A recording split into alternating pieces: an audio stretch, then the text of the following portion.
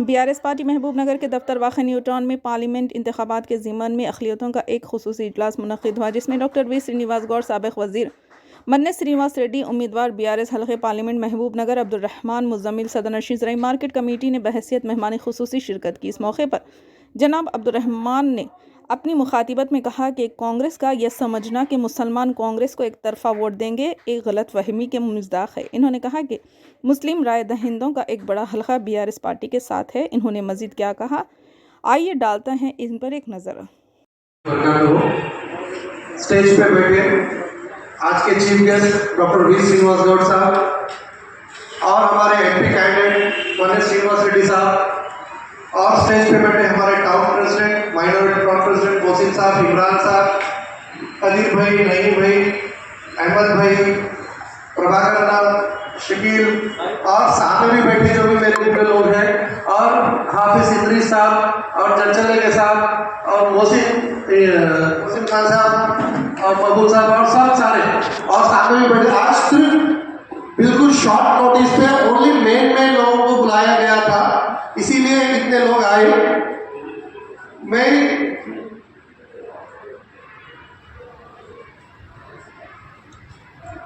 मैं आप लोगों से ये कहना चाह रहा हूँ, फर्स्ट पॉइंट ये है कि मुसलमानों का मुद्दा कांग्रेस पार्टी नहीं ली, मुसलमान बीआरएस में भी है, और दानिशवर मुसलमान, अच्छे मुसलमान जो तेलंगाना के बारे में सोच रहे हैं, जो इंडिया के बारे में सोच रहे हैं, वो लोग बीआरएस पार्टी के लिए काम कर रहे हैं। कांग्रेस पार्टी कोई वो नहीं है। कांग्रेस पार्टी क्या करी हमारे को पहले बोलो। आज शेरवानी के अंदर जो परेशानी आ गई, कांग्रेस ही जिम्मेदार है। इंडिपेंडेंस के वक्त मुसलमानों की फाइनेंशियल हालत क्या थी, आज क्या है।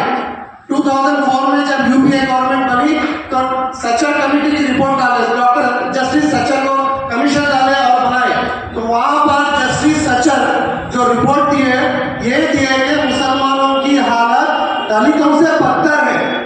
ये फैक्ट है या नहीं है?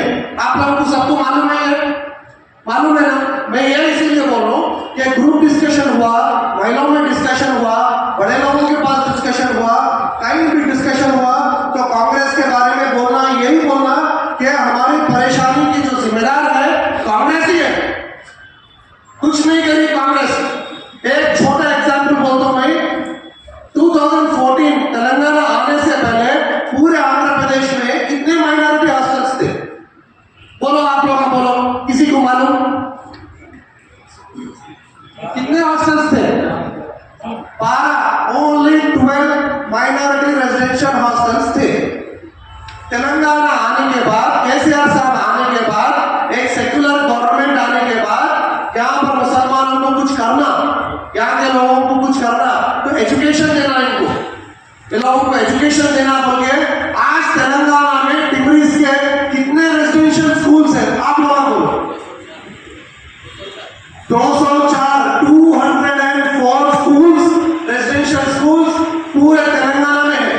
जब एक स्टूडेंट को 20,000 खर्च करते थे, 30,000, आज एक स्टूडेंट को 1,20,000 जो बजट है गवर्नमेंट का, जो बजट था, जब सिर्फ 12 स्कूल थे और एक स्टूडेंट पे 20,000 खर्चा करते थे, 20,000 से 30,000 तक खर्चा करते थे। आज 204 स्कूल्स है, रेजिडेंशियल स्कूल्स तेलंगाना में, और एक स्टूडेंट के ऊपर, उनके खाने के ऊपर, पीने के ऊपर, स्कूल ड्रेस से लेके, बुक से लेके, शूज से लेके, हर चीज से लेके 204 स्टूडेंट्स पे, एक स्टूडेंट पे 1,20,000 रुपए गवर्नमेंट जो है, तेलंगाना गवर्नमेंट, केसीआर साहब की गवर्नमेंट खर्चा करी। ये फैक्ट नहीं है। 1 लाख ऊपर स्टूडेंट्स, 1 लाख से ज्यादा स्टूडेंट्स पढ़ रहे 204 स्कूल्स में। ये फैक्ट नहीं है।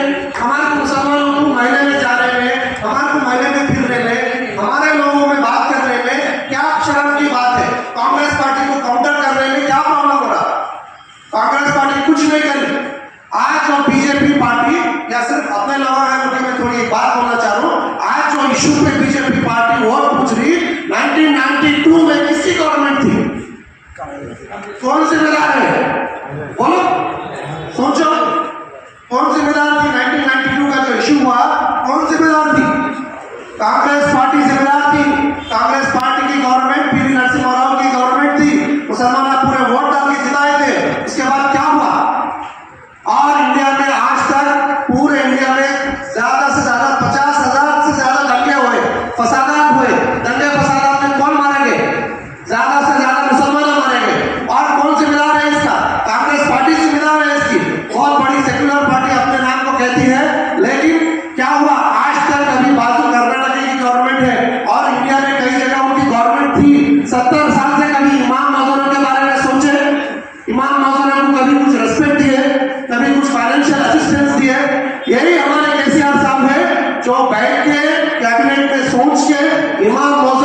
कुछ ना कुछ रेस्पेक्ट देना, फाइनेंशियल हालत उनकी अच्छी नहीं है, उनकी थी क्या ये 2-3 पॉइंट्स हमारे क्या बताने को काफी नहीं है? मेडिकल सीट्स में 550 मुसलमानों को मेडिकल सीट्स देने के लिए गया है और कई इश्यूज हैं। आप लोगों मैं बोलने का ये भी है कि बीआरएस पार्टी के मुसलमान लीडर जितने भी है, कार्यकर्ता जितने भी है, हम हर घर जाएंगे, हर घर जाएंगे और बार बार यही है कि मोदी आ जाता बोल के डाला रहे। मोदी से डरते क्या कोई? 10 साल मोदी का क्या करा? कुछ हुआ? क्योंकि यहाँ पर हमारी केसीआर साहब की गवर्नमेंट थी, वहां पर रेवंत रेड्डी साहब बोलते बड़ा भाई है मोदी को बड़ा भाई बोलते हैं। क्या छोटा भाई क्या कर रहा? किसी को दिया मिनिस्ट्री, दिया मुसलमानों को, किसी को मिनिस्ट्री दिया, बहुत चढ़ के आगे जाके इतना उतर डाले, कभी मिनिस्ट्री दिया, कभी सुने कांग्रेस की गवर्नमेंट हो और कोई मुसलमान मिनिस्टर ना हो। और यहाँ के थोड़े लोग बोल रहे हैं कि हम लोग जो है पॉलिसी फ्रेम कर रहे हैं, अभी 100 डेज में इम्प्लीमेंटेशन का नहीं हुआ, बोले तो पॉलिसी फ्रेम कर रहे हैं। अरे भाई, जब पॉलिसी फ्रेम कर रहे थे तो एक मुसलमान आदमी को कैबिनेट में रखना था, मुसलमानों के इश्यूज डिस्कस करना था, मुसलमानों के लिए भी पॉलिसी फ्रेम करना था। तो जो बचपन से जो कांग्रेस गवर्नमेंट जो फाउंडेशन डाल रही, फाइनेंशियल फाउंडेशन में दो, स्कीम्स का फाउंडेशन में दो, मुसलमानों को क्या दी? खाली धोखा मिला, कुछ नहीं मिला। आज भी जो कैंडिडेट है खाली मुसलमान के वोटा बना, लेकिन मुसलमानों ने ये बोल रहा हूँ, जैसा कि मुसलमानों में जो दूसरा एक बेचैनी है एनआरसी और सीएए को लेकर, हमारी स्टेट गवर्नमेंट, केसीआर साहब की गवर्नमेंट कैबिनेट में और असेंबली में बिल पास कर रहे हैं कि सीएए और एनआरसी तेलंगाना में हम लोग लागू नहीं करेंगे। पास करी नहीं करी, बिल पास करी नहीं करी, तो हमारा स्टैंड बिल्कुल क्लियर है। और एक इशू है कि टीआरएस गवर्नमेंट, टीआरएस के जो एमपीस है, वो पार्लियामेंट में जब बिल पास हो रहा था ट्रिपल तलाक के ऊपर, है ना, ये इशू बोल रहे डिस्कशन में, पब्लिक में है नहीं है। कांग्रेस वाले यही बोल रहे हैं कि ट्रिपल तलाक जो है, जब इशू बिल पास हो रहा था, हमारे टीआरएस के एमपीस जो है वॉकआउट कर दिए और सपोर्ट नहीं कर। मैं उसको ये काउंटर देना चाह रहा हूं, मैं ये बोलना चाह रहा हूं, आंध्रा में जगनमोहन रेड्डी की गवर्नमेंट आई, 25 में से 22 एमपी जीता होगा। क्या बोले जीते? हम लोग तो आंध्रा को स्पेशल स्टेटस लाते होंगे, जीते लाए। क्यों नहीं लाए? जगनमोहन रेड्डी साहब जीतने के 15 दिन के बाद वहां पर बोल दिए कि बीजेपी को एब्सोल्यूट मेजॉरिटी है, ब्रूट मेजॉरिटी है, वहां पर हमारे जो बिल्स है वो पास नहीं हो सकते, क्योंकि ये टर्म में पॉसिबल नहीं है बोले। अगर तेलंगाना की जो एमपीस है, केसीआर साहब है, अगर सेंट्रल में जो बिल पास हो रहा था पार्लियामेंट में, अगर हमारे वोट करने से अगर वो बिल गिरता, वो बिल रिजेक्ट होता, तो इंशाल्लाह मेरी को पूरी उम्मीद थी कि केसीआर साहब बोलते थे एमपीस को कि उसके अगेंस्ट में वोट डालो, ट्रिपल तलाक के अगेंस्ट में वोट डालो, लेकिन वहां पर वैसी हालत नहीं थी। बीजेपी की एब्सोल्यूट मेजॉरिटी थी, ब्रूट मेजॉरिटी थी। वो लोग जो है टीआरएस वाले आओ या मत आओ, दूसरे पार्टी आओ या मत आओ, वो लोगों को साथ में नहीं लेके वो लोग वन साइडेड डिसीजन करें, हम कुछ भी नहीं कर सके सर। लेकिन आज के हालात ऐसे हैं, मैं यह महसूस कर रहा हूं कि यहाँ पर हम गवर्नमेंट आने वाली है, ना बीजेपी गवर्नमेंट फॉर्म करने वाली है, ना कांग्रेस फॉर्म करने वाली है। यहाँ पर रीजनल पार्टीज डोमिनेट करेंगे। रीजनल पार्टीज जब डोमिनेट करेंगे, इंशाल्लाह हमारे जो भी बिल्स है, और हम टीआरएस पार्टी में है, हमारे लीडर्स तक हम ये बात पहुंचाएंगे कि कभी भी हम गवर्नमेंट आई और कोई भी बिल, कोई भी जो मुसलमानों को मेन डैमेज करने वाला बिल कुछ हो, तो ऐसा बिल्स को सपोर्ट नहीं करेगी, नहीं पास होने देगी। और हम लोग केसीआर साहब यहाँ पर महबूब नगर में आए तो बोले कि मैं मरते दम तक सेक्युलर रहूंगा। कि एक बात जो तेलंगाना के लिए एजुकेशन करा, जो तेलंगाना के लिए इतना काम करा, जो तेलंगाना के लिए मरने के लिए तैयार हुआ था, वैसा आदमी ये चौरस्ते पे बैठ के पूरे आवाम के सामने वादा करा कि मैं मरते दम तक सेक्युलर रहूंगा।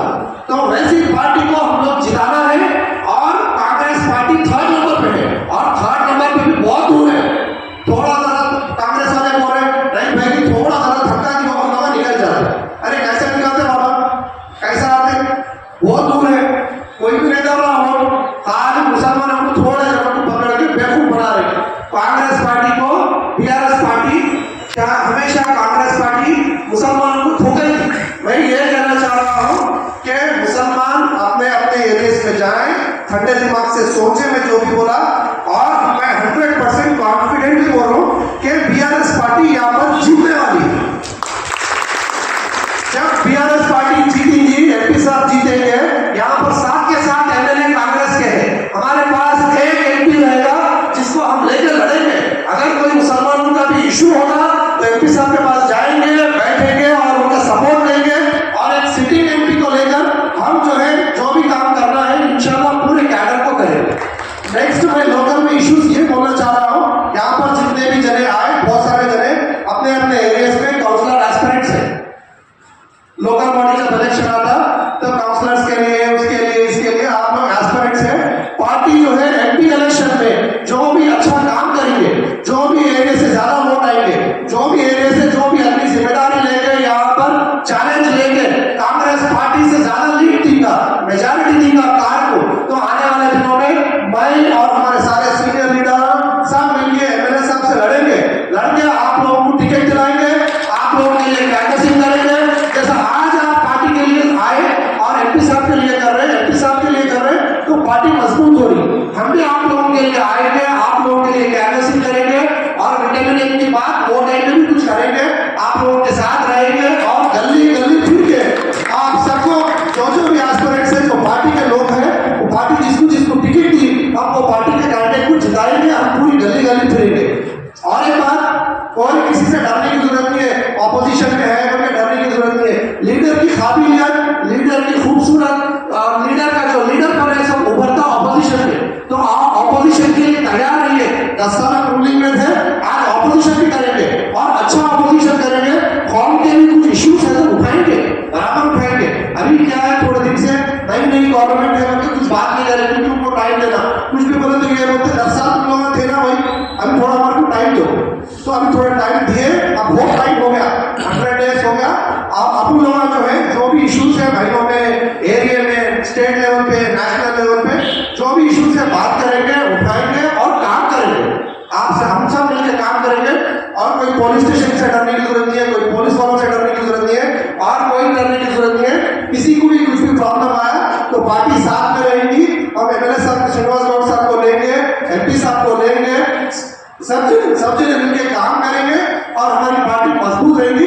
इंशाल्लाह जब आने वाले दिनों में हमारी पार्टी जब पावर में आएगी, इंशाल्लाह जरूर आएगी पावर में। मैं उम्मीद नहीं कर रहा हूँ ये 5 साल चलती गवर्नमेंट, जरूर जल्द से जल्द हमारी गवर्नमेंट जब आएगी तो जो लोग आज हमारे साथ खड़े, जो लोग आज हमारे साथ रहे, उनको 100% उनके हिसाब से, उनके काबिलियत के हिसाब से आगे पोस्ट दिया जाएगा, पार्टी में कुछ इंपॉर्टेंस दिया जाएगा, और जो भी गलतियां पास्ट में हुए, जो गलतियां नहीं हुई जैसा और आगे अच्छा रहे जैसा काम करेंगे।